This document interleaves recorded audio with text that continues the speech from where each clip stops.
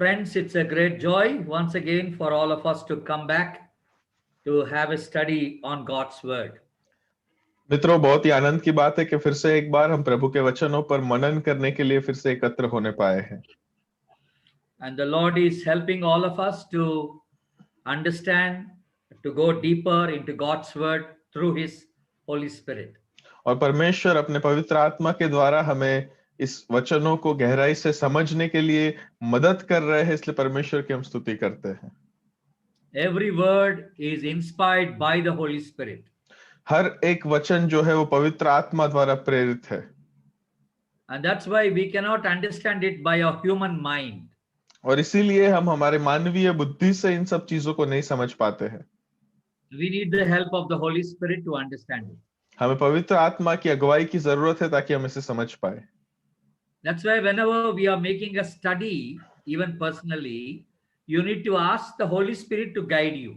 और इसीलिए आप जब भी कभी भी अभ्यास करने का प्रयत्न करें, व्यक्तिगत खुद भी, तब भी आपको पवित्र आत्मा की सहायता मांगने की जरूरत है ताकि वो आपको समझाए। The Bible says one of the works of the Holy Spirit is to reveal the truths of God's word. Bible कहती है कि एक जो पवित्र आत्मा का कार्य है वो ये भी है कि प्रभु के वचनों में की सत्यता जो है वो हमें दिखाए, हमारे सामने प्रकट करे। So we praise God for the help of the Holy Spirit. तो इसीलिए हम परमेश्वर की मदद के लिए प्रभु की स्तुति करते हैं। There is one word that is widely used by Christians, but they know very little about that. एक शब्द है जिसका उपयोग मसीही लोग बहुत ही ज्यादा करते आए हैं, परंतु उसके बारे में बहुत कम चीजें वो जानते हैं। Can you guess what that word would be? क्या आप बता सकते हैं मुझे वो कौन सा शब्द है? I know some of you are thinking about the word hallelujah. मुझे पता है आप लोग शायद कुछ लोग जो है वो हालेलुया शब्द के बारे में सोच रहे हैं। Maybe some of you are thinking like praise the Lord. आप में से कोई शायद प्रभु की स्तुति हो, प्रेज द लॉर्ड शब्द के बारे में सुन रहे हैं, सोच रहे हैं। Or some of you may be thinking amen. और आप में से शायद कुछ लोग आमेन शब्द के बारे में भी सोच रहे होंगे। They are all the words that we often use, no doubt about it. ये कोई शंका की बात नहीं है कि हम इन शब्दों का बारंबार उपयोग करते ही रहते हैं। But there is one more word that we often use, but we have a very little understanding about that. परंतु एक और शब्द है जिसका हम अपने रोजिंदा बातचीत में बहुत ज्यादा उपयोग करते हैं, परंतु उसकी समझ हमारे पास बहुत थोड़ी सी है। The word glory. और वो शब्द है महिमा। What do you think about this word glory? और आप इस महिमा शब्द के बारे में क्या सोचते हैं? Even God used that word quite a lot in the Bible. परमेश्वर ने खुद भी इस शब्द का उपयोग बाइबल के अंदर बहुत ही बार किया है। In the book of Isaiah, God says, I will not give my glory to any idols. और यशायाह के पुस्तक के अंदर बाइबल में लिखा है, परमेश्वर कहते हैं कि मैं मेरी महिमा जो है वो किसी मूर्तियों को नहीं दूंगा। And even Jesus, when he was praying that high priestly prayer in John 17, और यीशु मसीह ने खुद भी जब वे यूहन्ना रचित सुसमाचार उसके 17वें अध्याय के अंदर जब वो प्रधान याजक की प्रार्थना कर रहे थे, he said, Father, the glory that you have given me, I have given it to them. उन्होंने इस प्रकार प्रार्थना की कि हे पिता, जो महिमा तूने मुझे दिया है मैंने इन सबको दिया है। And then Paul uses this word quite a lot. और फिर उसके बाद पौलुस भी ये शब्द का उपयोग बहुत ही बार करते रहता है। In 1 Corinthians, we see Paul says, whether you eat or drink or whatever you do it for the glory of God. और पहले कोरिन्थियों के अंदर पौलुस कहता है, तुम खाओ या पियो या कुछ भी करो, ये सब कुछ परमेश्वर की महिमा के लिए करो। So the word glory is used quite a lot. तो इसका मतलब है ये महिमा जो शब्द है इसका उपयोग बहुत ही ज्यादा बार किया गया है। Even when we pray, we use that word glory in our prayer. और हम जब प्रार्थना भी करते हैं तो उस प्रार्थना में भी हम ये महिमा शब्द का उपयोग करते हैं। Whenever there is a new church building being dedicated, जब भी किसी नए कलीसिया के इमारत की दृढ़ीकरण जो हो रही होती है, you can see on the tablet stone something like this is written. और वहां पर उसका जो मुख्य पत्थर है जहां पर सब नाम लिखे जाते हैं, वहां पे ऐसे कुछ लिखा हुआ होता है, This church building is dedicated for the glory of God. ये जो कलीसिया की इमारत है ये प्रभु की महिमा के लिए समर्पित की गई है। What is it exactly the meaning of glory? तो मतलब फिर ये महिमा का दरअसल में मतलब क्या है? Supposing I asked you this question, what is glory? You might, all of you might have said the same kind of answers. यदि मैंने आपको पूछा होता कि ये महिमा का मतलब क्या है, तो शायद आप में से हर एक व्यक्ति ने मुझे एक प्रकार का ही उत्तर दिया होता था। Maybe some of you would say that it is a bright shining light. आप में से कुछ लोग ने शायद ऐसे कहा होता था कि ये तो बहुत ही ज्यादा चमकती हुई रोशनी है, Something very amazing that we cannot see. कुछ ऐसी अद्भुत बात जो हम देख नहीं पाते हैं। But we have no clue basically what that is. परंतु दरअसल में तो हमें इसका मतलब ही नहीं पता है इसका मतलब क्या है, Because we never thought about that. क्योंकि हमने इसके बारे में कभी सोचा नहीं। But we want to use that word again and again in our Christian communications. परंतु हम हमारे मसीह संचार के अंदर इस शब्द का उपयोग हम निरंतर करते ही रहना चाहते हैं। Like we are thinking about it, one day Moses had this doubt. और जैसे हम सोच रहे हैं उसी प्रकार एक बार मूसा को भी ये शंका हुई थी। He wanted to see the glory of God. वो परमेश्वर की महिमा को देखना चाहता था। So please turn to the book of Exodus, मैं चाहता हूं आप 33. निर्गमन का पुस्तक खोले Chapter 33. और उसका 33वां अध्याय And we will read verse 18 and 19. और उसका 18 और 19वां पद हम पढ़ेंगे। I want every one of you to kindly see this text very carefully. मैं चाहता हूं कि आप में से हर एक व्यक्ति इस शास्त्र पाठ को बहुत ही ध्यान से देखे। Moses said, "Please show me your glory." उसने मूसा ने कहा कि मुझे अपना तेज दिखा दे। And what did God answer? और फिर उसके बाद परमेश्वर ने उत्तर क्या दिया? I will make all my goodness pass before you. कि मैं मेरी सारी भलाई तेरे सम्मुख होकर चलते हुए तुझे दिखाऊंगा। A very interesting answer, isn't it? बहुत ही रसप्रद प्रश्न का उत्तर है। Lord, show me your glory. परमेश्वर मुझे तेरी महिमा दिखा। I will show my goodness to you, God says. मैं तुझे मेरी सारी भलाई दिखाऊंगा, परमेश्वर कहते हैं। No one thought about this, right? किसी ने इसके बारे में सोचा नहीं था। There is a conversation going on between God and Moses. यहाँ पर ये मूसा और परमेश्वर के बीच में एक वार्तालाप हो रही है। What is this goodness of God? ये परमेश्वर की भलाई क्या है? It is one of the characteristics of God. ये तो परमेश्वर का एक चारित्र है। So God is saying to Moses, I will show one of my characteristics to you. तो यहाँ पर परमेश्वर मूसा से कह रहे हैं कि मेरे अनेक चारित्रों में से एक चारित्र मैं तुझे दिखाऊंगा। But then many of the speakers say that when Moses wanted to see the glory, God asked him to hide behind the rock. तो मतलब फिर क्या होता है कि बहुत सारे प्रचारक जब इसमें से प्रवचन करते हैं तब वे कहते हैं कि जब मूसा ने परमेश्वर से कहा कि मुझे तेरी महिमा दिखा, तब परमेश्वर ने उसे एक पत्थर के पीछे छुपने के लिए कहा। They also say that God showed the back of him, not the face to और वे Moses. ऐसे भी कहते हैं कि उन्होंने परमेश्वर ने मूसा को अपनी पीठ दिखाई, पीठ पीछे का भाग दिखाया, But not the face. और मुख नहीं दिखाया। Because if you see my face, you will die. क्योंकि तुम अगर मेरे मुख को देख लोगे तो तुम अवश्य मरोगे। I have heard many speakers talking about this, but they only say this much and they go away. और मैंने अनेक प्रचारकों को ऐसे बोलते हुए सुना है, परंतु वो इतना ही बोलते हैं फिर उसके बाद आगे बढ़ जाते हैं। I was totally confused about the glory of God. मैं तो परमेश्वर की महिमा के विषय के अंदर बहुत ही उलझन में था। But once I started studying about the glory, God has revealed so many things about it from the Word of God.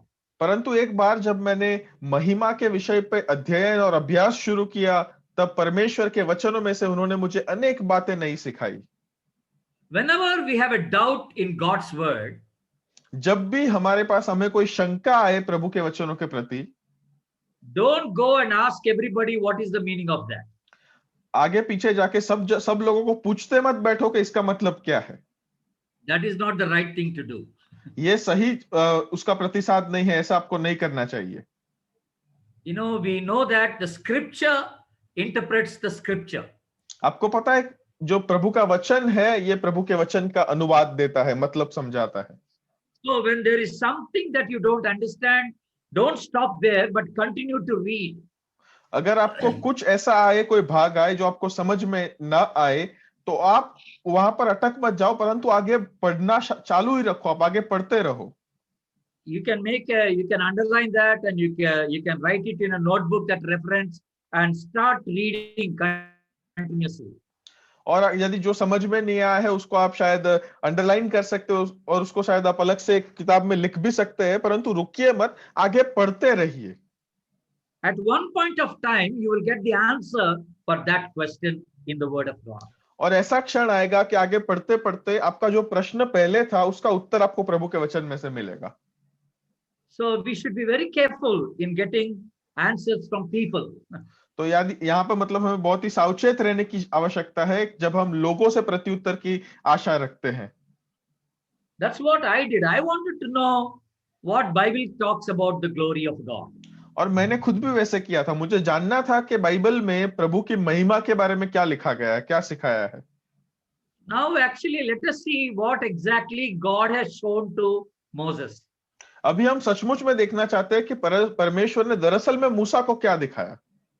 Let's not imagine, but let's see what the word of God. आइए हम कल्पना में न खो जाए, परंतु आइए हम प्रभु के वचन को देखें। So turn to 34th chapter of Exodus. तो आप आइए अब निर्गमन के 34वें अध्याय को खोलें And 6th and 7th verses. और उसका 6वां और 7वां पद। I don't know how it is written in Hindi, but in English it says that the Lord passed before him and proclaimed. और ये यहाँ पर हिंदी में इस प्रकार लिखा है कि और यहोवा उसके सामने होकर यह प्रचार करता हुआ चला। The word proclaimed means it's not about preaching. और यहाँ पर जो प्रचार करना या फिर जो घोषणा करने की बात लिखी गई है, ये कोई संदेश की बात नहीं है, उपदेश की बात नहीं है।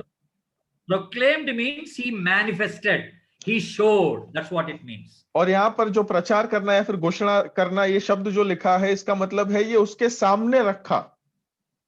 So when God was passing before Moses, this is what he showed to Moses. तो मतलब कि जब परमेश्वर मूसा के सामने से होकर गुजर रहा था, ये चीजें परमेश्वर ने मूसा को दिखाई। What did God show him? और यहाँ पर परमेश्वर ने मूसा को क्या क्या दिखाया?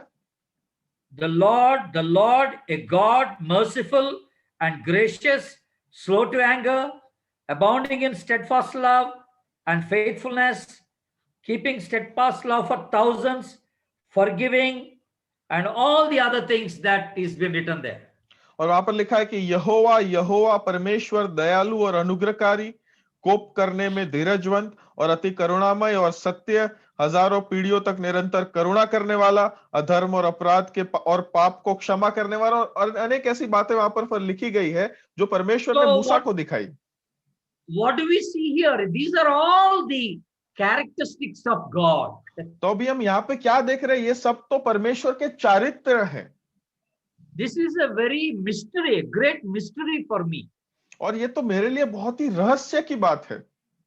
The reason for I say mystery is I do not know how long God took to pass before Moses. और ये रहस्यमय मुझे इसलिए लगता है क्योंकि मुझे नहीं पता है कि परमेश्वर मूसा के सामने कितने समय तक गुजरता रहा। Did he walk fast or did he walk slow? Did he walk only for 5 minutes or half an hour? I do not know. मुझे नहीं पता कि वो तेजी से चल गया या फिर धीरे धीरे चला, 5 मिनट के लिए चला, 1 घंटे के लिए चला, समय नहीं पता है। But another mystery is how did Moses see the mercy of God, the grace of God, the love of God while God was passing before him? और एक और रहस्य जो है वो ये है कि मूसा ये सब परमेश्वर की दया, परमेश्वर का प्रेम, परमेश्वर का अनुग्रह, ये सब मूसा देख कैसे पाया? It is a great mystery for me. और ये तो मेरे लिए बहुत ही बड़ा रहस्य का कारण है। But the Bible says that Moses has seen all these things while God was passing through. परंतु परमेश्वर के वचन में लिखा है कि जब परमेश्वर वहां से गुजर रहे थे तो मूसा ने इन सब चीजों को देखा। The book of Exodus written by Moses only. और ये जो निर्गमन का पुस्तक है तो ये तो मूसा के द्वारा खुद ही लिखा गया है। The first 5 books are written by Moses. पहले 5 जो किताबें हैं नियम शास्त्र जो है वो मूसा के द्वारा लिखा गया है। So he himself is saying God showed all the characteristics of him to Moses. और यहाँ पर वो खुद ही कह रहा है कि परमेश्वर ने अपने जो भी चारित्र थे वो मूसा के सामने प्रकट किए और मूसा ने वे देखे। It's amazing manifestation. और ये तो बहुत ही अद्भुत प्रकटीकरण है। So when Moses asked for glory of God, तो फिर जब मूसा ने परमेश्वर की महिमा की मांग की, God showed his characteristics to Moses. परमेश्वर ने अपने चारित्र मूसा के सामने रखे। So what do we understand by that at that point? और अभी इस क्षण ये घड़ी हम इससे क्या समझ पाते हैं? Glory is nothing but the characteristics of God. कि महिमा जो है ये और कुछ नहीं परंतु परमेश्वर का एक चारित्र है। And we need to believe that as it is. और वो जैसी है वैसे हमें उस पर विश्वास करने की आवश्यकता है। I will explain to you a little further. और उसके आगे मैं थोड़ा आपको समझाना चाहता हूं। When God says, I will glorify you, और जब परमेश्वर कहता है कि मैं तुम्हें महिमावंत करूंगा, that means that God wants to put his characteristics in you. तो इसका मतलब यह है कि परमेश्वर अपने जो चारित्र है उनके जो चारित्र है वो हम में रखना चाहता है। When I say that I am glorifying God, जब मैं कहता हूं कि मैं परमेश्वर को महिमा दे रहा हूं, I am showing God's characteristics through my life. तो मैं उस समय परमेश्वर के चरित्र मेरे जीवन के द्वारा दिखा रहा हूं। So that's a very important truth. तो ये तो बहुत ही महत्वपूर्ण सत्य है।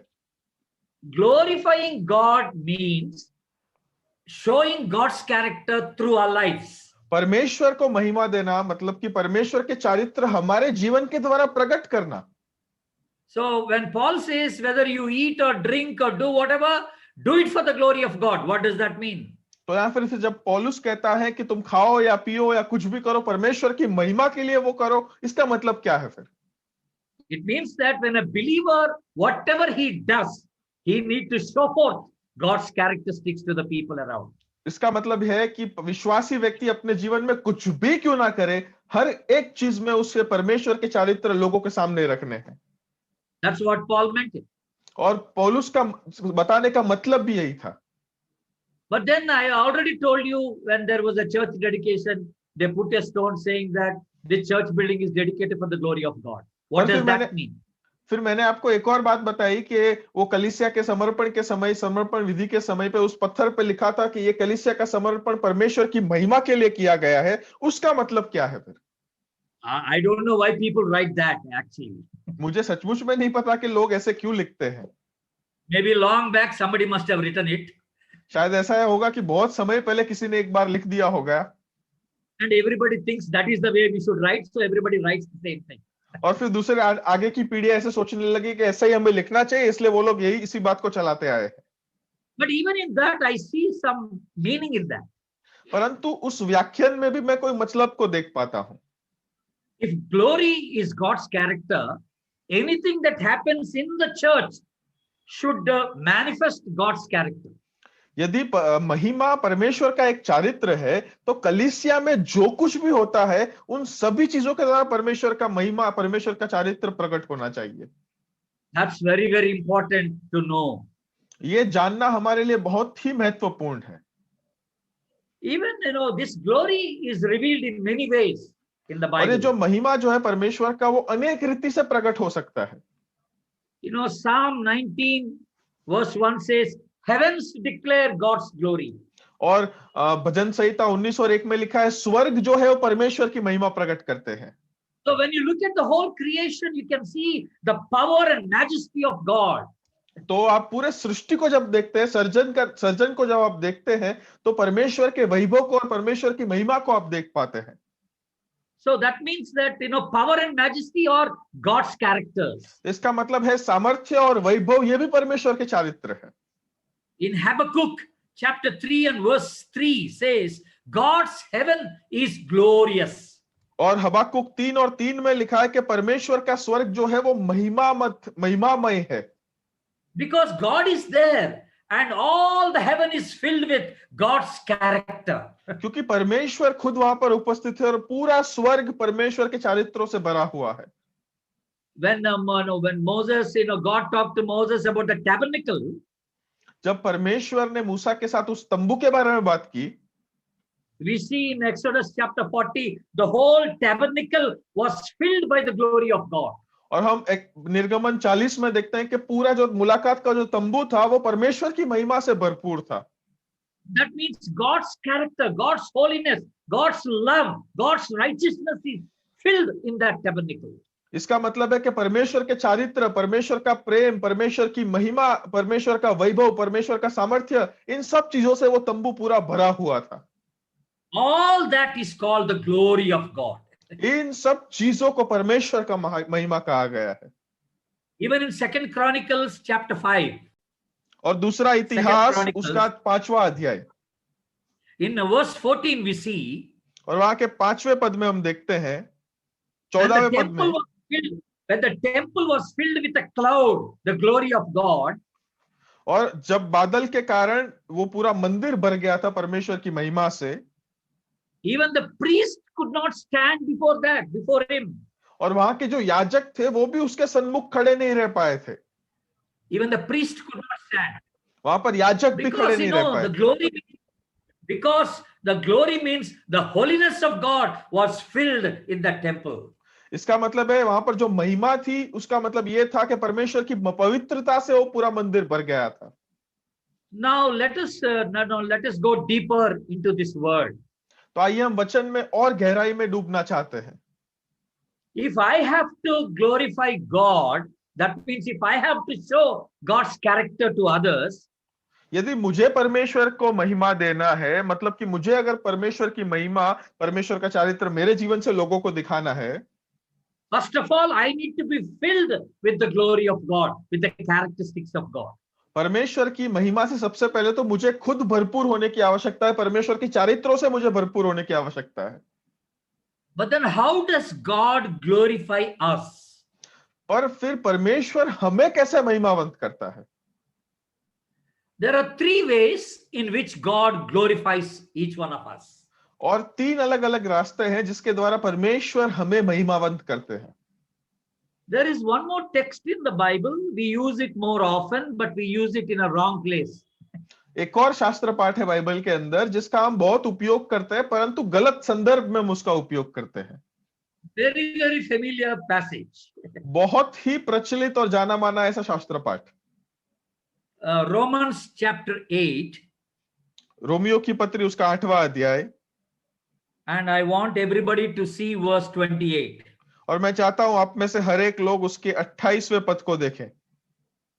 We know that for those who love God, all things work together for good, for those who are called according to his purpose. और हम जानते हैं कि जो लोग परमेश्वर से प्रेम रखते हैं उनके लिए सब बातें मिलकर भलाई ही को उत्पन्न करती है, अर्थात उन्हीं के लिए जो उसकी इच्छा के अनुसार बुलाए हुए हैं। We use this text very often, don't we? हम इस शास्त्र पाठ का बहुत उपयोग करते हैं। When something happens to somebody, जब किसी को कुछ होता है, we say it must have happened for some good. हम कहते हैं कि कुछ अच्छे के लिए हुआ होगा शायद। If somebody has fallen on the road, we say it happened for some good. और अगर कोई सड़क पर गिर जाए तो हम जाके कहते हैं कि कुछ अच्छे के लिए हुआ होगा। And when somebody has fallen sick, we say it happened for some good. और कोई अगर बीमार हो जाए तब हम उन्हें भी जाके कहते हैं कि कुछ अच्छे के लिए हुआ होगा। Supposing I came to Ahmedabad and for a meeting where Joel has invited me. यदि पास साहब जो है वो अहमदाबाद में एक मीटिंग के लिए आए हैं, and on the 3rd day I was supposed to take my flight back to Bangalore. और तीसरे दिन मुझे फिर बैंगलोर के लिए वापस फ्लाइट लेनी है। I went late to the airport. मैं एयरपोर्ट पर देरी से पहुंचा। And then they told me that the flight has already left. और फिर एयरपोर्ट वालों ने मुझे कहा कि वो फ्लाइट तो उड़ गई। And what would Joel tell me immediately? तो फिर तुरंत जोएल मुझे क्या कहेगा? Brother, this must have happened for some good. कि भाई ये कुछ अच्छे के लिए हुआ होगा। So what good is there in that? तो इसके अंदर इसमें अच्छा क्या है फिर? I only went late to the airport. मैं खुद ही उस एयरपोर्ट पर देरी से पहुंचा। There is nothing good in that at all. उसमें कुछ भी अच्छा नहीं है। When Paul was writing this, he was not thinking about flight missing or somebody falling on the road. जब पौलुस ये लिख रहा था तब पौलुस जो है वो किसी विमान को चूक जाने या फिर ऐसे कोई विषय के ऊपर से वो नहीं लिख रहा था। But Paul was writing to the believers who are going through different kinds of suffering. परंतु पौलुस तो ऐसे विश्वासियों को ये बात लिख रहा था जो अलग अलग प्रकार के दुख से गुजर रहे थे। So Paul was trying to tell them that a believer faces this suffering for a good purpose. तो पौलुस वहां पर बता रहा था उनके विश्वासियों को कि विश्वासी कोई भी प्रकार के दुख सहन को जब गुजरते हैं तब वो किसी भले के लिए गुजरते हैं। I told you when we have a doubt, we should not stop there and ask everybody. मैंने आपको कहा था कि आपको जब भी किसी वचन पर शंका है या फिर कुछ समझना है तो आपको वहां पर रुककर दूसरों को पूछना नहीं चाहिए। So let us see what the word of God says there. तो आइए हम आगे देखना चाहते हैं कि प्रभु का वचन हमें आगे क्या बताता है। What is the good that is there for the believer in that suffering? और उस दुख सहन करने में, दुख उठाने में विश्वासी के लिए भला क्या है? Look at the 29th verse. उसका 29वां पद देखे, रोमी 8 और 29 को देखे। For those whom he foreknew, he also predestined to be conformed to the image of his son. Look at that. क्योंकि जिन्हें उसने पहले से जान लिया है, उन्हें पहले से ठहराया भी है कि उसके पुत्र के स्वरूप में हो। Yeah, this is very important. We are conformed to the image of his son. कि ये बहुत ही महत्वपूर्ण है कि हम उसके पुत्र के प्रतिरूप, उसकी प्रतिमा के अनुसार गढ़े जा रहे हैं। Why is God allowing suffering in the life of a believer? परमेश्वर जो है वो किसी विश्वासी व्यक्ति के जीवन में दुख को क्यों लाता है? So that he can mold us into the likeness of the Lord Jesus Christ. ताकि वो हमारे जीवन को मोड़ मरोड़ कर परमेश्वर यीशु मसीह के प्रतिरूप, उसके जीवन के अनुसार बना पाए। When I say likeness of the Lord, it means the characteristics of the Lord. जब मैं कहता हूं यीशु मसीह के समान, उसका मतलब है परमेश्वर यीशु मसीह के चारित्रों की बात है वहां पर। So every believer has to go through some suffering so that through suffering he will be turned into the likeness of the Lord Jesus Christ. तो हर एक विश्वासी को अपने जीवन में दुख तो उठाना ही होगा ताकि वो दुख उठाने से उनके जीवन जो है वो परमेश्वर यीशु मसीह के चारित्रों के समान बनने पाए। Look at the beauty of God's word here. परमेश्वर के वचन की सुंदरता को आप यहाँ पे देखिए अभी। Look at the climax of the whole issue and the 30th verse. और वहां पर जो पूरी घटना हुई थी उसका अंतिम वाक्य जो पौलुस कहता है वो 30वें पद में आप अब देखिए। And those whom he predestined, he also called. और जिनको उन्होंने पहले से ठहराया उन्हें बुलाया भी। Those whom he called, he also justified. और जिन्हें बुलाया उन्हें धर्मी भी ठहराया। And those whom he justified, he also glorified. Look at और that word. जिन्हें धर्मी ठहराया उन्हें महिमा भी दी। So what is the glorification? That means that I am turned into the likeness of the Lord Jesus Christ. तो महिमावंत होना उसका मतलब क्या है कि मैं परमेश्वर यीशु मसीह के समान जब बन जाता हूं। God is predestined us, called us, justified us, and then glorifying us.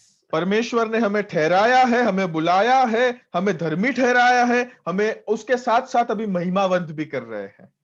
So when God wants to glorify us, the very first method that God uses is the suffering. तो जब परमेश्वर हमें महिमावंत करना चाहते हैं तो सबसे पहली प्रक्रिया जिसका उपयोग परमेश्वर करते हैं वो तो दुख उठाने की बात है। What a wonderful truth it is. कितना अद्भुत सत्य है प्रभु के वचन में। So a believer cannot say, I don't want any suffering. तो कोई विश्वासी व्यक्ति ऐसा कतई नहीं कह सकता है कि मुझे कोई दुख उठाना नहीं है। But God's method is through suffering, you will be turned into the likeness of the Lord Jesus Christ. क्योंकि परमेश्वर की जो प्रक्रिया है कि वो ये है कि दुख उठाकर आप परमेश्वर यीशु मसीह के समान बनते जाएंगे। Through suffering, God wants to glorify you. और उस दुख सहन करने के द्वारा, दुख उठाने के द्वारा परमेश्वर आपको महिमावंत करना चाहते हैं। And if there is someone, any Christian today listening to this message, and you have never gone through any suffering so far, और यदि यहाँ पर अभी कोई मसीही है जो इस संदेश को सुन रहे हैं और उन्होंने अपने जीवन में कभी कोई दुख नहीं उठाया है, what prayer should you pray now? अभी आपको क्या प्रार्थना करनी चाहिए? Lord, please bring suffering into my life. प्रभु कृपया करके मेरे जीवन में आप दुख लाइए। You just beat me, mold me, and turn me into the likeness of the Lord Jesus Christ. आप मुझे मारिए, मुझे मोड़िए, मुझे मरोड़िए, परंतु मुझे परमेश्वर यीशु मसीह के समान बनाइए। If you have any more doubt on this, यदि आपको इसके ऊपर और कोई शंका हो, please turn to chapter 8 and verse 17. मैं चाहता हूं आप 20वें अध्याय के 17वें पद को खोलिए, रोमियो के पत्र के। Romans 8 and verse 17. रोमियो की पत्री 8 और 17। Here it says, if children, then heirs, heirs of God and fellow heirs with Christ, provided we suffer with him in order that we may also be glorified with him. और यदि संतान है तो वारिस भी, वरन परमेश्वर की वारिस और मसीह के संगी वारिस है, जब हम उसके साथ दुख उठाए तो उसके साथ महिमा भी पाए। Are you listening? आप ध्यान से सुन रहे हैं? Only through suffering there will be a glory. केवल और केवल दुख उठाने के बाद महिमा आती है। So God brings this suffering for a good purpose. तो यहाँ पर परमेश्वर जो है ये इस दुख को एक अच्छे हेतु के लिए लाते हैं। So the answer for 28th verse is given now. तो यहाँ पर 28वें पद का जो प्रश्न था उसका उत्तर हमें यहाँ पर मिल गया है। What is the good? It is to turn us into the likeness of the Lord Jesus Christ. भलाई क्या है दुख उठाने में? भलाई तो यह है कि हम परमेश्वर यीशु मसीह के समान बन जाएंगे। What is the good? It is to glorify us. और भलाई क्या है? भलाई ये है कि वो उससे हम महिमावंत होंगे। So let us all, happily accept whenever there is a suffering that comes because we are believers. तो एक विश्वासी होने के नाते आइए, जब भी कोई दुख हमारे जीवन में आए तो खुशी खुशी उसका हम स्वीकार करें अपने जीवन में। How suffering brings God's likeness. और ये दुख उठाने से हम परमेश्वर के समान कैसे बनते? When God puts us into some adverse situation, into some difficulty, into some suffering, जब परमेश्वर हमें किसी मुश्किल परिस्थिति में रखते हैं, कोई दुख की बात हो या फिर कोई प्रश्न में रखते हैं, He will teach us to be humble. वो हमें नम्रता का पाठ सिखाएंगे। Sometimes He will teach us to forgive. काफी बार हमें क्षमा करना सिखाएंगे। Sometimes He will teach us to love. काफी बार हमें प्रेम करना सिखाएंगे। Sometimes He will teach us to be obedient. काफी बार हमें आज्ञांकित होने के लिए सिखाएंगे। All these are God's characteristics. आपको पता ये सब जो है ये परमेश्वर के चारित्र है। So what is the first method God uses to glorify us? तो पहली कौन सी प्रक्रिया है जिससे वो हमें महिमावंत करने के लिए जिसका उपयोग करते हैं? Suffering. दुख उठाना। And what is the second method God uses? दूसरी कौन सी प्रक्रिया है जिसका परमेश्वर उपयोग करते हैं? Please turn to 2 Corinthians chapter 3. मैं चाहता हूं दूसरा कोरिन्थियों 3 अध्याय को आप खोले and verse 18. और उसका 18वां पद। And we all with unveiled face, beholding the glory of the Lord, are being transformed into the same image from one degree of glory to another, for this comes from the Lord who is the Spirit. परंतु जब हम सबके उघाड़े चेहरे से प्रभु का प्रताप इस प्रकार प्रकट होता है जिस प्रकार दर्पण में, तो प्रभु के द्वारा जो आत्मा है हम उसी तेजस्वी रूप में अंश अंश करके बदलते जाते हैं। We are just like mirrors. हम तो एक प्रकार के दर्पण जैसे हैं।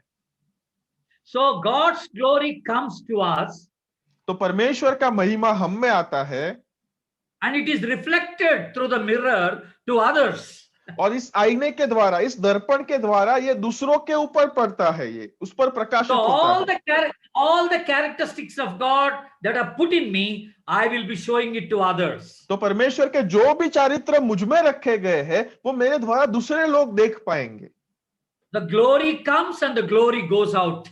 और परमेश्वर का महिमा आता है और मुझे महिमावंत करके वो बाहर जाता है दूसरों के पास।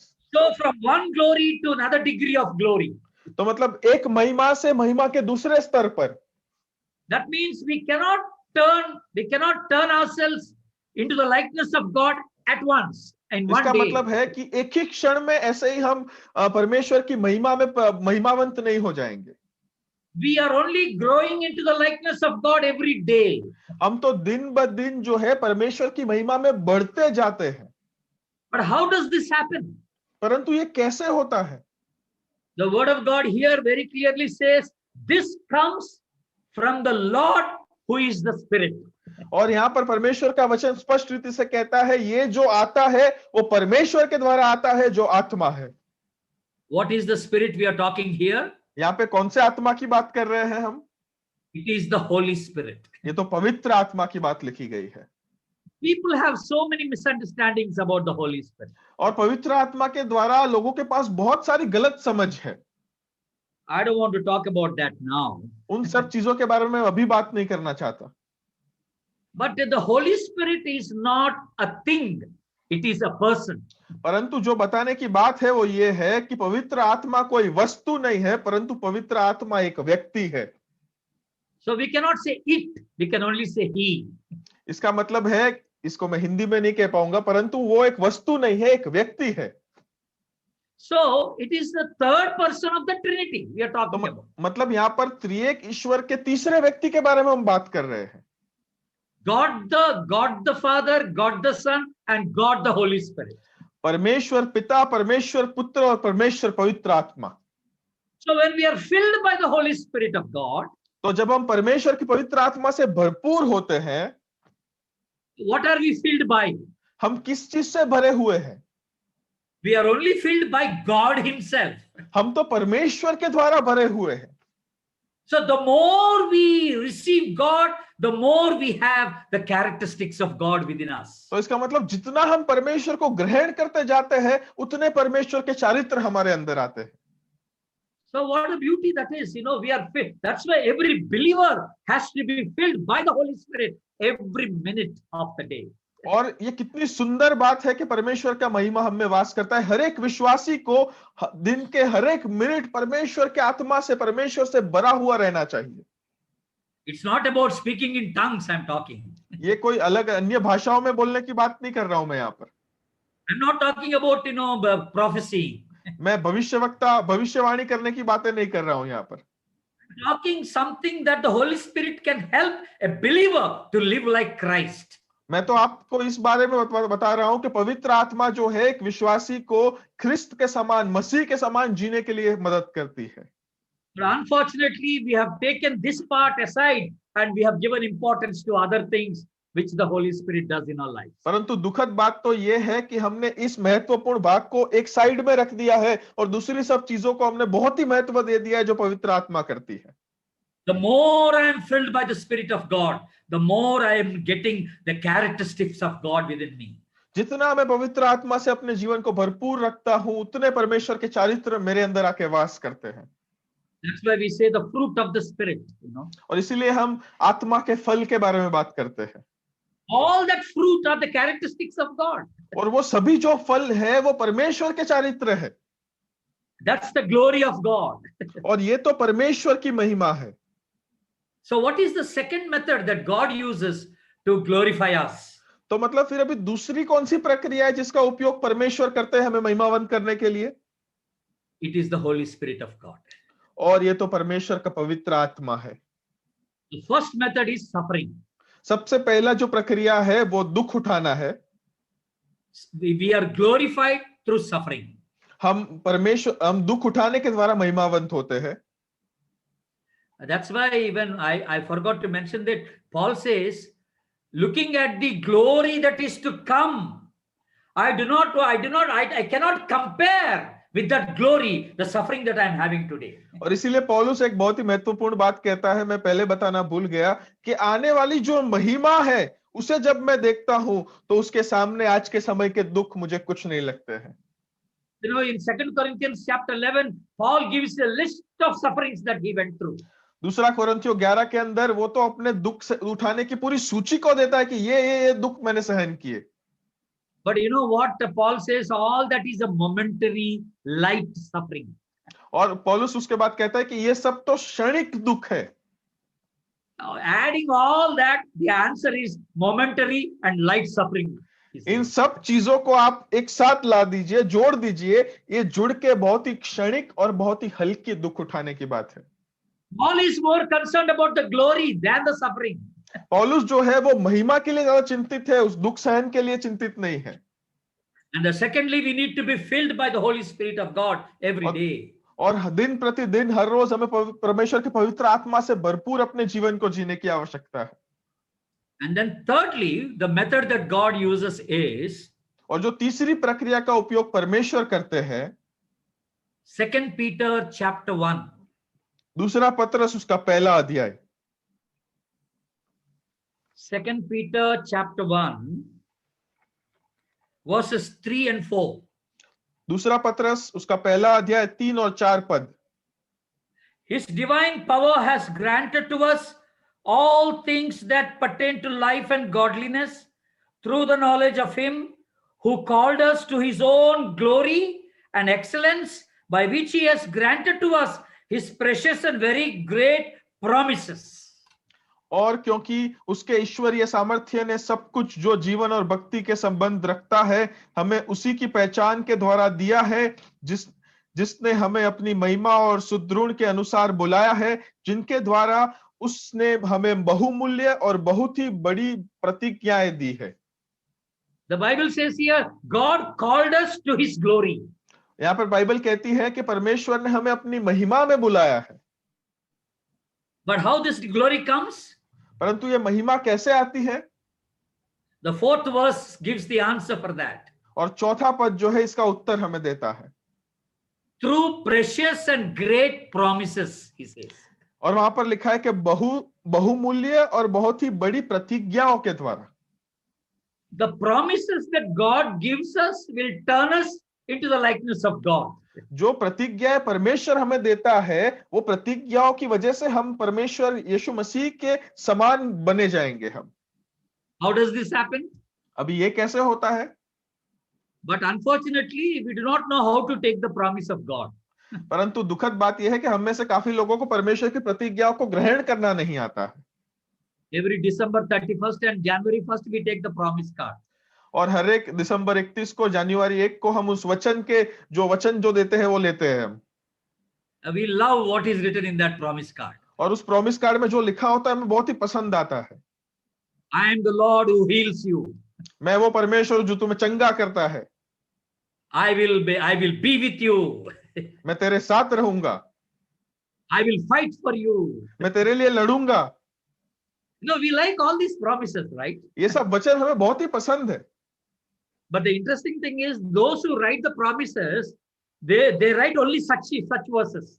परंतु जो रसप्रद बात है वो ये है कि जो लोग इस वचनों को लिखते हैं वो ऐसे अच्छे वचन ही लिखते हैं।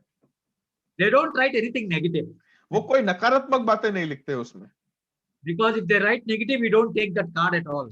क्योंकि वो अगर कोई नकारात्मक चीजें लिखेंगे तो हम उन वचनों को लेंगे ही नहीं। But how do you take the promise to you? परंतु उन प्रतिज्ञाओं को आप अपने जीवन में कैसे ग्रहण करते हैं? Every promise has got a condition to fulfill.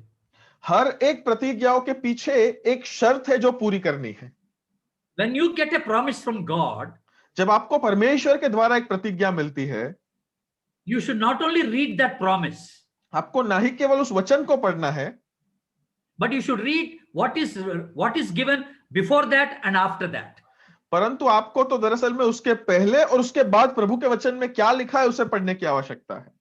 In order to fulfill that promise, God would be telling us to do something else for that. और वो परमेश्वर की प्रतिज्ञा परिपूर्ण हो उसके लिए परमेश्वर हमें और कुछ बताएंगे कि तुम्हें ये करना है। There is a condition that is there to fulfill that promise. और उन प्रतिज्ञाओं को परिपूर्ण होने के लिए कुछ शर्त होती है, but we never look at the conditions. परंतु हम कभी शर्तों की तरफ देखते ही नहीं है। What happens when we look at the condition? क्या होता है जब हम इन शर्तों के प्रति देखते हैं? Maybe sometimes God says, you need to take away the sin from your life. काफी बार परमेश्वर कहते हैं कि तुम्हें तुम्हारे जीवन से उस पाप को निकाल फेंकने की जरूरत है। Maybe God tells you to humble yourself, take away the pride. परमेश्वर कहता है शायद आपको कि आपको आपके जीवन के घमंड को एक बाजू रखकर आपको अपने आप को नम्र करने की आवश्यकता है। Maybe God tells you, unless you forgive, I cannot do this. परमेश्वर शायद आपको ये कहता हो कि जब तक आप क्षमा नहीं करेंगे तो मैं ये नहीं करूंगा। So what are these conditions doing actually? तो मतलब ये शर्त जो है, ये शर्त क्या करती है? They are all bringing us into the likeness of the Lord Jesus Christ. ये सब मिलकर हमें परमेश्वर की समानता में, यीशु मसीह की समानता में लाते हैं। The promise, the conditions are only, modifying our life or molding our life into the Lord Jesus Christ. और ये जो शर्त है ये और कुछ नहीं करती परंतु हमें मोड़ मरोड़ कर यीशु मसीह के जीवन के अनुसार जीना सिखाती है। So that's how the promises will glorify us. और इसी के द्वारा ये जो वचन है, ये जो प्रतिज्ञा है, ये भी हमें महिमावंत करेंगे। Peter is talking a very deep rooted word here. यहाँ पर पतरस जो है वो बहुत ही गहरे एक शब्द का उपयोग करता है। It's a very long text. You won't understand if you read it once. ये बहुत ही लंबा शास्त्र पाठ है, एक बार पढ़ेंगे तो समझ में नहीं आएगा आपको। So all the godly character comes through promises. How? Through promises. Every promise has got a condition. When we fulfill that condition, the glory comes into our life. जब परमेश्वर की जो महिमा है वो परमेश्वर हमें उनके जो चारित्र है वो प्रतिज्ञाओं के द्वारा देते हैं। प्रतिज्ञाओं के पीछे शर्त होती है। जब हम उन शर्त को परिपूर्ण करते हैं हमारे जीवन में, तब परमेश्वर की महिमा हम में आती है और हम महिमावंत होते हैं। So there are three different methods God is using in order to glorify us. तो यहाँ पर तीन अलग अलग प्रक्रिया हैं जिनका उपयोग परमेश्वर करते हैं हमें महिमावंत करने के लिए। Suffering, Holy Spirit and the promises of God. दुख उठाना पवित्र आत्मा के द्वारा और परमेश्वर की प्रतिज्ञाओं की बात। When God comes in glory, जब परमेश्वर खुद महिमा में प्रकट होंगे, which means that he will come in full form of godliness. तो इसका मतलब है कि वो अपने प्रभुत्व के पूर्ण वैभव में जब प्रकट होंगे, and he will be glorified in his people, God's word says. और परमेश्वर का वचन कहता है कि वो परमेश्वर के लोगों के द्वारा महिमावंत होंगे। And John says in his epistle, we do not know what we will be like, but we will be like him. और यूहन्ना जो है अपने पत्र में कहता है कि हमें नहीं पता हम तब कैसे हो जाएंगे, परंतु एक बात निश्चित है कि हम उनके समान हो जाएंगे। So that is the climax of the glory of God. तो ये परमेश्वर की महिमा की सबसे उच्च स्तर है। So now the question is, तो अभी जो हमारे सामने प्रश्न है वो ये है, what should we do when we are glorified by God? हमें जब परमेश्वर महिमावंत करता है तो हमें क्या करना है? So very simple answer is we need to show forth that characteristics, that glory to the people around. बहुत ही स्पष्ट और साधारण आंसर यह है कि हमें जो है, जो परमेश्वर हमें महिमावंत करता है, उस महिमा का प्रकटीकरण हमारे आजू बाजू के विश्व में, दुनिया में हमें करना है। Please turn to First Chronicles. मैं चाहता हूं आप पहला इतिहास खोले, chapter 16 उसका 16वां अध्याय and verse 24. और 24वां पद। Declare his glory among the nations. अन्य जातियों में उसकी महिमा प्रकट करो। So what are we supposed to do? तो हमें क्या करना है? This glory we need to show it to the non-Christian groups around us. तो ये जो महिमा हमें दी गई है, उस महिमा का प्रकटीकरण हमें बिन ख्रिस्ती लोगों के सामने करना है। This is what exactly Peter also said it. और पतरस ने भी खुद यही बात को स्पष्ट रीति से कहा था। We know this text very well. First Peter chapter 2 verse 9. और ये जो शास्त्र पाठ है हमें बहुत ही अच्छे से पता है, पहला पतरस 2 और 9। We are called from darkness into the light. अंधकार से हमें रोशनी की तरफ बुलाया गया है। Why? To manifest his praises, to manifest his characteristics to the people. ताकि हम परमेश्वर की महिमा जो है और परमेश्वर की जो अद्भुत वैभव है हम लोगों के सामने प्रकट कर सके। It is our duty to declare, to manifest the greatness of God's characters. और ये तो हमारी जिम्मेदारी है कि परमेश्वर के चारित्रों में जो महिमा है उस चीजों को हम लोगों के सामने प्रकट करें। We need to show God's love to people. हमें परमेश्वर के प्रेम को लोगों को दिखाने की आवश्यकता है। We need to show God's forgiveness to people. हमें परमेश्वर की क्षमा जो है लोगों को हमें हमारे द्वारा दिखाने की आवश्यकता है। We need to show God's humility in our lives to people. हमारे जीवनों में परमेश्वर की नम्रता हमें लोगों को दिखाने की आवश्यकता है। We need to be kind, God's kindness to people. Show हमें- that kindness to people. हमें जो है परमेश्वर की दीनता हमारे अंदर ग्रहण करने की जरूरत है, दूसरों के प्रति दीनता के साथ बर्ताव करने की आवश्यकता है। We all know about Graham Staines, right? हम From सबको Orissa. ग्रैहम स्टेन्स के बारे में पता है। Australian missionary, he was killed. He and his sons were killed. और वो एक ऑस्ट्रेलिया का मिशनरी था, उसको और उसके बेटों को मार डाला गया था। After some years, they caught the person who killed them. और कुछ सालों के बाद जिसने उनको मार डाला था उसको पकड़ लिया गया। Dara Singh. दारा सिंह उसका नाम था। When Dara Singh was brought to Gladys Staines, और फिर जब दारा सिंह को ग्लैडिस स्टेन्स के पास लाया गया था, they asked her a question. उन्होंने उनको एक प्रश्न पूछा। Here is a man who killed your husband and your children. Tell us what to do with him.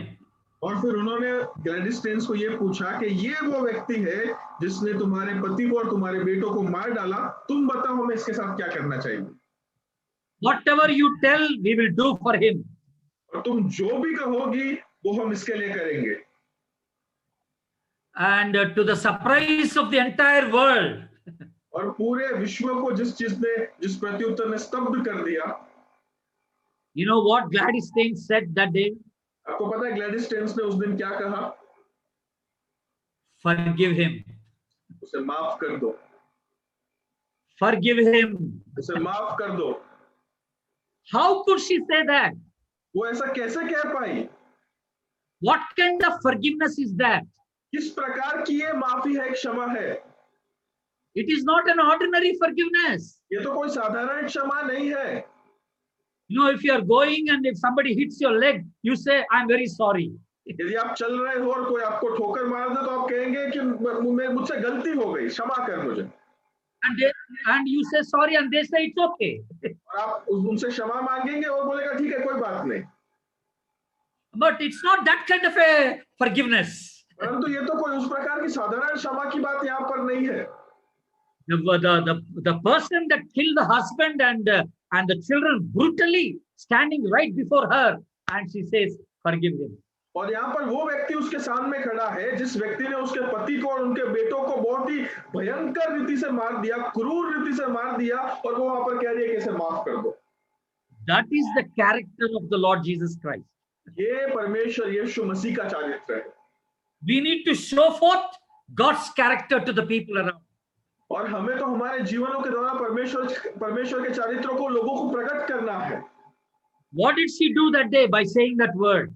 और वो शब्द बोलकर, वो प्रत्युत्तर देकर ग्लैडिस स्टेन्स ने क्या किया वहां पर? She glorified God. उन्होंने परमेश्वर को महिमा दी। She manifested God's forgiveness through her life. और उसने परमेश्वर की जो क्षमा, जो चारित्र है, वो उसके जीवन के द्वारा लोगों के सामने रखी। That's what the Bible says. Declare the glory among the nations.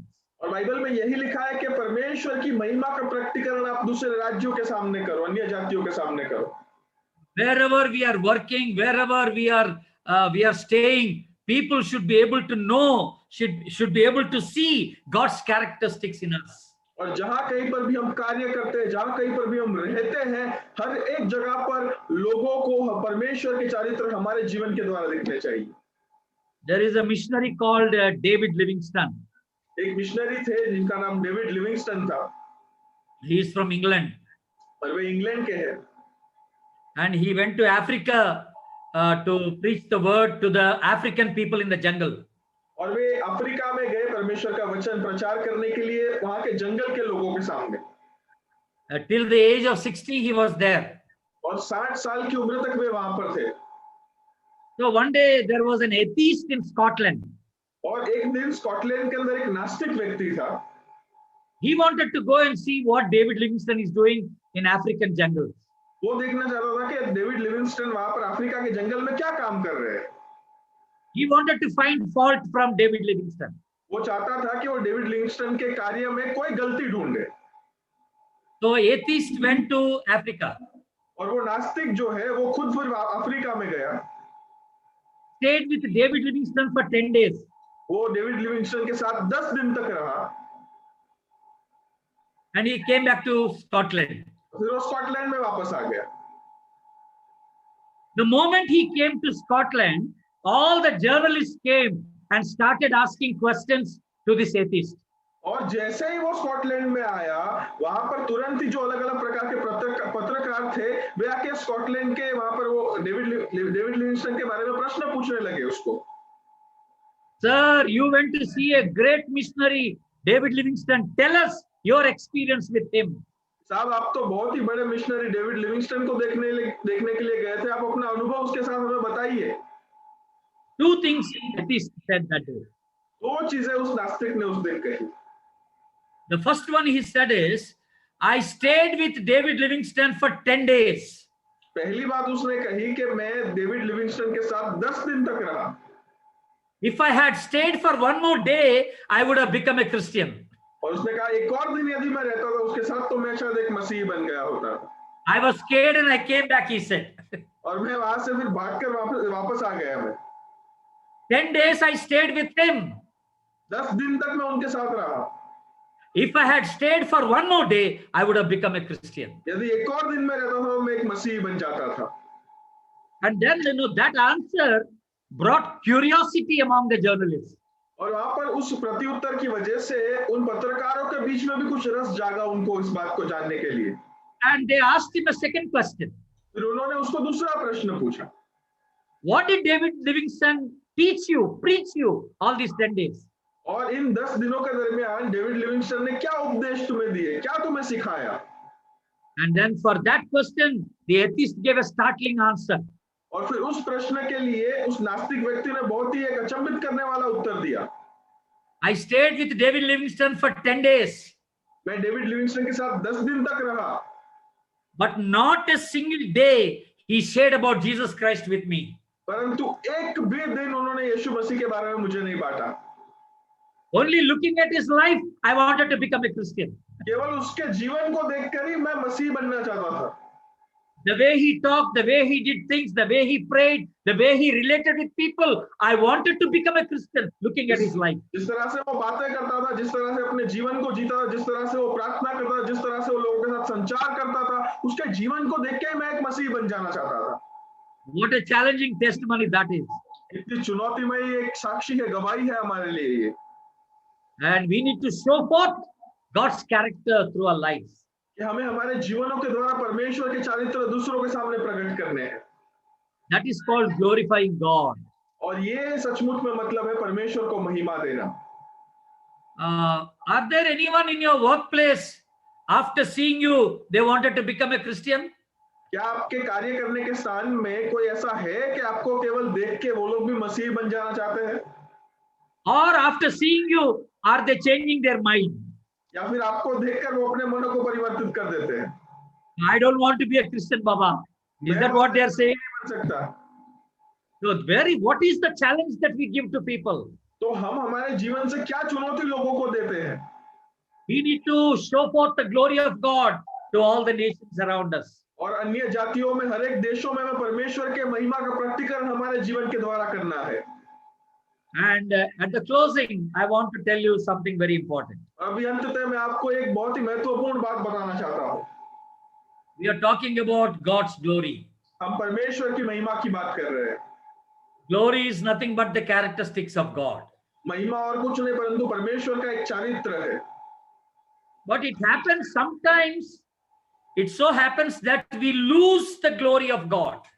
परंतु हमारे जीवन में कभी-कभी ऐसे भी अवसर आते हैं जब हम परमेश्वर की महिमा को गुमा देते हैं। Yes, the glory that is in us, sometimes we lose it. और जो महिमा परमेश्वर की हम में है, काफी बार हम इसे खो देते हैं। How does this happen? अब ये कैसे होता है? Turn to the book of Hosea, मैं चाहता हूँ होशिया नबी की पुस्तक को खोले, chapter 4 उसका 4 अध्याय and verse 7. 7वां पद। The more they increased, the more they sinned against me. So I will change their glory into shame. वहां पर लिखा है कि जैसे याजक बढ़ते गए वैसे ही वे मेरे विरुद्ध पाप करते गए, मैं उनके वैभव के बदले, मैं उनके महिमा के बदले उनका अनादर करूंगा। What a drastic statement this is. इतना भयंकर ये वाक्यान है। That means the more the riches increased, इसका मतलब है कि जितना उनका बढ़ता गया, these people, they increased in sinning against the Lord. और ये लोग जो है वो परमेश्वर के विरुद्ध पाप करने में बढ़ते गए।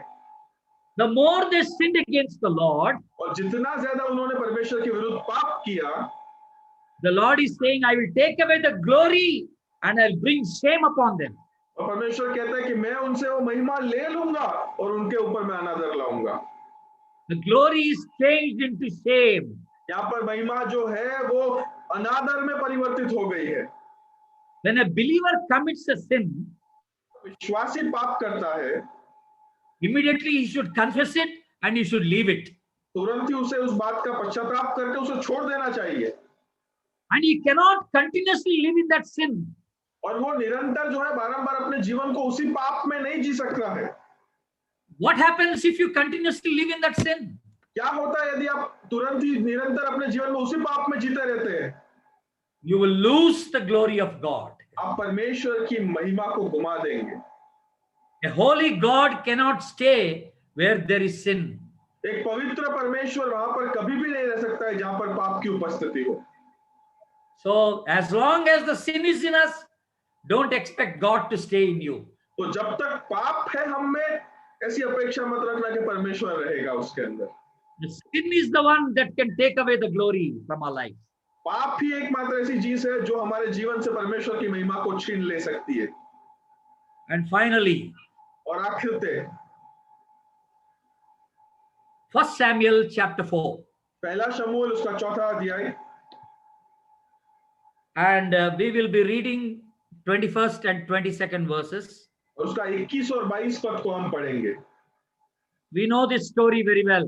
हमें ये कहानी बहुत ही अच्छे से पता है। We are talking about the wife of Phinehas. हम यहाँ पर फिनहास के पत्नी के बारे में बात कर रहे हैं। She is the daughter-in-law of Eli, the prophet. और वो एली जो नबी था उसकी बहू थी। And she was pregnant. और वो गर्भवती थी। And during the war, husband died in the war, Phinehas. और वहां पर युद्ध के समय फिनास जो था वो वहां पर मारा गया। And hearing that news, Eli also died. और वो सुनकर वहां पर जो एली था वो भी मर गया। And at that time, she gave birth to a child. और उस समय वो बहू ने जो गर्भवती थी उसने एक पुत्र को जन्म दिया। And she named that child Ichabod. और उसने उस बच्चे का नाम, उस पुत्र का नाम इकाबोद रखा। You know the meaning of Ichabod? आपको इकाबोद का मतलब पता है? Glory departed. कि महिमा ले ली गई। That's the meaning of the word Ichabod. और इकाबोद का मतलब ये है Glory departed. कि महिमा चली गई। When did the glory depart? परमेश्वर की महिमा कब वहां से चली गई? Not when Eli died. Eli वहां से मर गया वो तब नहीं। Not when Phinehas died. Finance मर गया तब नहीं। And look at the 22nd verse now. अभी 22वें पद को आप देखें। And she said, the glory has departed from Israel, for the ark of God has been captured. और फिर उसने कहा कि इज़राइल में से परमेश्वर की महिमा उठ गई है क्योंकि परमेश्वर का संदूक छीन लिया गया है। She named Ichabod because the ark of God has been taken away by the enemies. उसने अपने पुत्र का नाम इकाबोद इसलिए रखा क्योंकि दुश्मनों के द्वारा परमेश्वर का जो पवित्र संदूक था वो छीन लिया गया था। The ark of God denotes to the presence of God. परमेश्वर का जो पवित्र संदूक है वो परमेश्वर की उपस्थिति का चिन्ह था। If the presence of God is not with Israel, the glory of God is also not there. यदि परमेश्वर की उपस्थिति इजराइल के पास नहीं है तो इसका मतलब है कि परमेश्वर की महिमा भी इजराइल के पास नहीं है। When the Lord departed, glory also departed with him. जब परमेश्वर वहां से चले गए तो महिमा भी परमेश्वर की वहां से चली गई। As long as the Lord is with you, you are filled with the glory of God. जब तक परमेश्वर आपके साथ है आप परमेश्वर की महिमा से भरपूर है। Don't ever lose it at any cost. और कभी भी किसी भी कीमत पर आप उसे कभी मत गुमा दीजिएगा। Don't allow sin to rule over you. आपके जीवन में पाप को राज मत करने दीजिए आप। God wants to perfect you in turning you into the likeness of Lord Jesus Christ. परमेश्वर आपको सिद्ध बनाना चाहता है और वो सिद्ध बनाने के लिए आपके जीवन को यीशु मसीह के जीवन में परिवर्तित उसके समान करना चाहता है। We are only changed from one glory to another degree of glory. हमें एक महिमा के स्तर से दूसरे महिमा के स्तर में परिवर्तित किया जाता है। And we need to show that glory to others around us. और हमारे आजू बाजू आसपास के लोगों को उस महिमा को हमें प्रकट करना है। May God help us to glorify him. परमेश्वर हमें सहायता करे कि हम उसे महिमावंत कर पाए। God bless you all. परमेश्वर आप सबों को आशीष दे। I request Joel to pray. Shall we all look to the Lord in prayer? Holy, holy, holy, Lord God Almighty, heaven and earth are full of your glory. Hosanna in the highest. At this hour, Father, we want to thank you and praise you for this wonderful time of sharing and learning from your word that you gave us, Father. Thank you, Father, for a willing heart that you gave us so that we may be able to gather in this online manner and we may be able to listen from your word, Father. At this hour, Father, as we have learned about a very important characteristic of you, that is the glory, Father, we want to pray that this hour, Father, even as you have chosen us as to be your image bearers, as you have taken us, and Father, you have kept us as the mirrors who reflect your glory to the people, Father, we want to pray for help, Father. We are helpless, O Lord.